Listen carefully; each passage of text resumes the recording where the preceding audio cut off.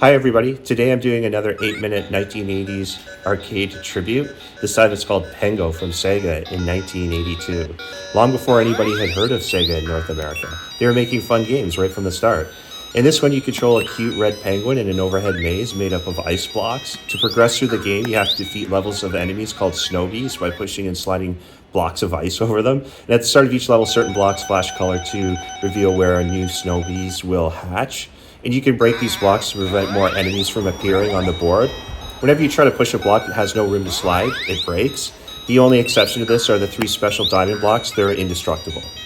If you can line those ones up horizontally or up in a column, you score a large bonus. And it's a lot harder to do than it sounds because the whole time you have to dodge the snow bees and you lose a life if they touch you. But if you can, it's 10,000 points if it's in the center of the board, or 5,000 points if any of the blocks rest against the side of the board. You can also push against or shake the walls to flatten, stun the snow bees, and then you can either run up on them or squash them with a block. The quicker you finish a level, the higher your time bonus. In games like this, it's all about getting the highest score, although the player is also rewarded with some amusing intermission animations for completing every couple of levels. If you can score 30,000 points, you get a free life. So why Pengo? I don't think it was stupendously popular, even though in its day it was a commercial success. For me, it's special because it was one of the very first cabinets I ever dropped a quarter into. So I'll explain a little bit.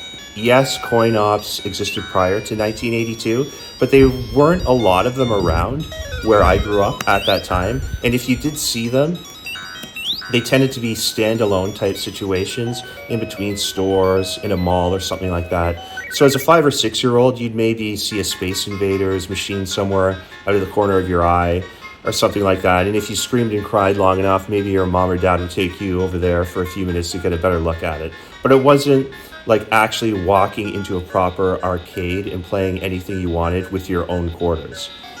For me, that came later, after I was a bit older. So eventually one day I got to go to a local 5-pin bowling alley for the first time, and I noticed against the back wall 5 arcade machines all together. And that's how video games first became a thing for me. That's how it all started. That was the first time I could really walk up to and play video games in an arcade-like setting. And I still remember you had Time Pilot, Gyrus to the right, maybe Kangaroo and Moon Patrol to the left, but Pengo was always in the center of that lineup.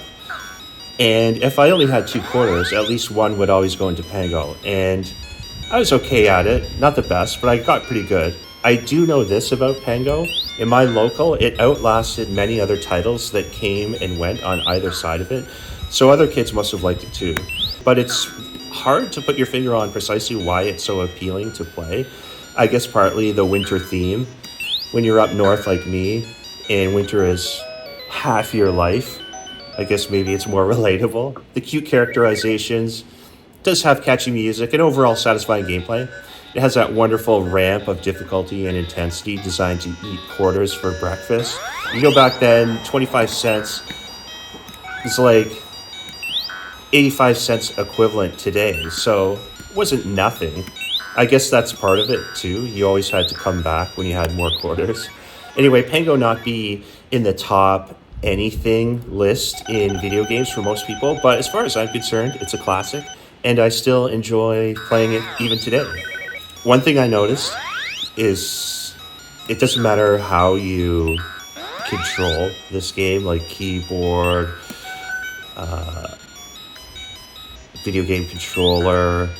Pengo has 0.3 of a second lag with keys, even thumbstick, video game controllers, directional buttons. So it's harder than it looks. I don't think Pengo was ever amazingly precise, even in the arcades. But in this video, you can hear me hammering the keys. And that's one reason why I finally broke down and got a video game controller that was compatible with my laptop, because I found even playing 1942, I'd have a finger screw up and then get mad and find myself slamming the keyboard, and then all of a sudden you realize what you're doing. So okay, I can't do that anymore. So yeah, I got the video game controller. So you can see around the 6th act or so, it really starts to get a lot harder. The Snowies come faster. There's more of them. Those circles at the top show you how many are unhatched. I never completed or got through all the boards or saw all the animations back in the day. I think I could only get to about level 7 or 8. And I think that's maybe halfway through all the official boards before it starts to repeat. The top score currently is around 40,000. You can't get that though unless you successfully line up those bonus blocks at least twice in your game. There's just no other way to score large amounts of points unless you can finish the board in like under 19 seconds and maybe the first or second board. But the farther you go in this game, the higher time bonuses become impossible. It also gets weird too when the Snowies are extra destructive and there's like hardly any blocks of ice to manipulate. Also, if the Snowies are down to their last man, he'll sprout legs and they just like run to the corner of the board and disintegrate. So the boards do have time limits. No bonus for that one. Oh well.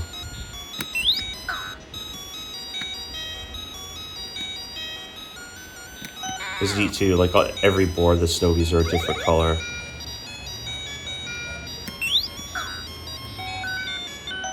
I think, yeah, around 7 is probably my limit at the moment, but with practice you get better. Like anything else.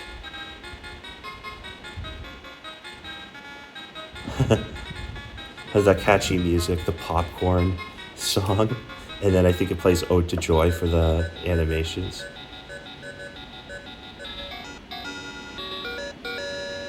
Yeah, it's just another one of the golden era arcade cabinets that have those hard to describe charming features, the intangibles. You can see I got a high score there. That was always extra satisfying as a kid. You actually got to put your initials. Sometimes the machines allowed you to put longer names, but it was common just to have like the 3 letter slots. But anyway, there you go. That's Pengo. One of my favorite first games that I ever played in arcade. So thanks for watching and stay tuned for more content coming soon.